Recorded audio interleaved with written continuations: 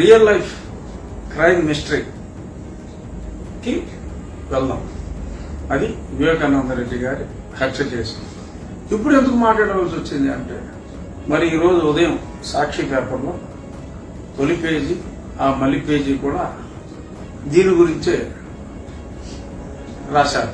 ఏంటంటే, స్వర్గీయ దారుణంగా వధించబడ్డ, హత్య గావించబడ్డ వివేకానంద రెడ్డి గారి సతీమణి సౌభాగ్యమ్మ గారు, వైఎస్ సౌభాగ్యమ్మ గారు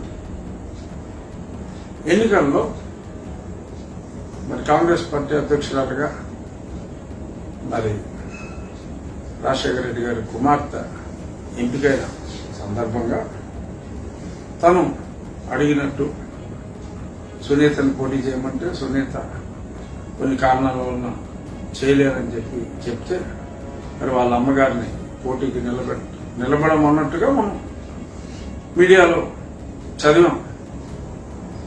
సో దానికి ఉలిక్కి పడ్డారు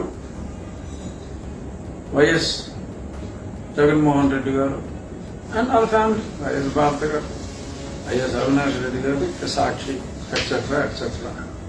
మరి దానికి ఉలిక్కిపడి వాళ్ళు ఏమో రాశారంటే, సౌభాగ్యమని పోటీకి నిలబడాలని చంద్రబాబు కుట్ర, పెద్ద తలకాయ చంద్రబాబు నాయుడు గారు చేశారు. ఆ పక్కన సుజనా చౌదరి గారు, సీఎం రమేష్ గారు, వీళ్ళకి సంబంధం ఏంటో నాకైతే అర్థం కాదు.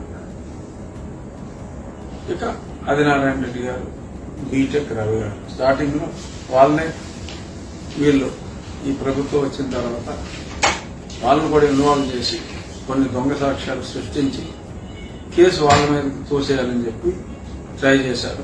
ఇది అందరికీ తెలిసిందే. కొంచెం కూలంకషంగా బాగుంట మనం దీని గురించి మాట్లాడుకోవాలి.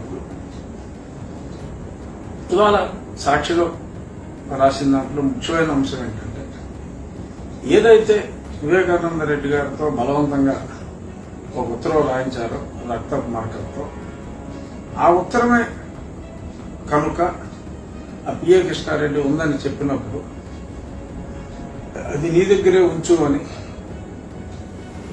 నరెడ్డి రాజశేఖర రెడ్డి, సునీత భర్త,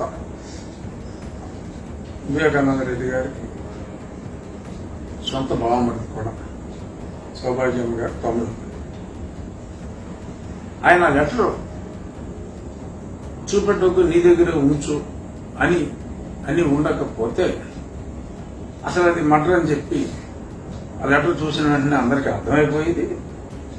సో అప్పుడు ఆ శవం జోలికి ఎవరు వెళ్ళేవారే కాదు, ఆ శవాన్ని ముట్టుకునేవారు కాదని చెప్పి, మరి ఎవరిని నమ్మించడానికి ప్రజల్ని లఫుట్నా కొడుకులు అనుకుంటున్నారో వీళ్ళు, నాకైతే అర్థం కావట్లా. అసలు ఆ శవాన్ని చూసిన తర్వాత ఒళ్ళంతా కస కస కస కస గొడ్డలతో నరకబడిన తర్వాత తల వెనక భాగం అంతా, ఇప్పుడు నా దగ్గర ఫోటోలు ఉన్నా కానీ నేను చూపెడితే ఇంకెవరు చాలా మంది టిఫిన్ కూడా చేస్తున్నారు, టిఫిన్ చేయలేరు, భోజనం కూడా చేయలేరు.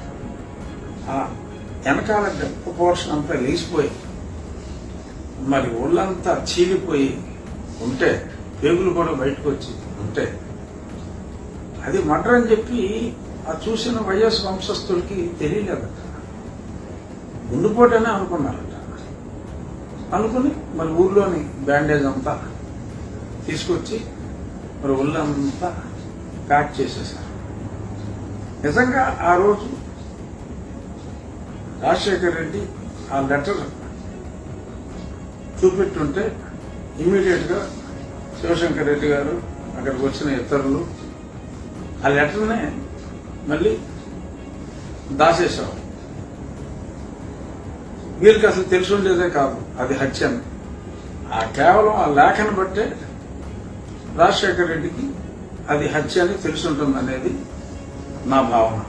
అందులో అనుమానం అక్కర్లా, నా భావన నిజమే అనేది నా ఉద్దేశం. సో దాన్ని బట్టి అతను హత్యని గమనించి వెళ్ళిన తర్వాత పోస్ట్ మార్టం చేయాలి అని చెప్పి ఇన్సిస్ట్ చేశాడు. పోలీస్ స్టేషన్లో కంప్లైంట్ ఇచ్చింది కూడా ఇవ్వమని చెప్పింది కృష్ణారెడ్డి. అర్జెంటుగా నువ్వు వెళ్ళి అంటే కృష్ణారెడ్డి ఇందులో ఉన్నాడు, లేపునాథ్తో కుమ్మక్క అయ్యాడని చెప్పి గ్రహించలేకపోయాడు. సో ఇతను రాజశేఖర రెడ్డి తను పోలీస్ స్టేషన్లో కంపల్సరీగా కంప్లైంట్ ఇచ్చి పోస్ట్ మార్టం జరగాల్సిందే అని చెప్పి ఆ దంపతులకు పట్టుపట్టారు. అందుకని చెప్పి గత్యంతరం లేని పరిస్థితుల్లో పోస్ట్ మార్టం చేయవలసి వచ్చింది. అదర్వైజ్ ఆ లేఖ ఉండి ఉండకపోతే చూసి ఉండకపోతే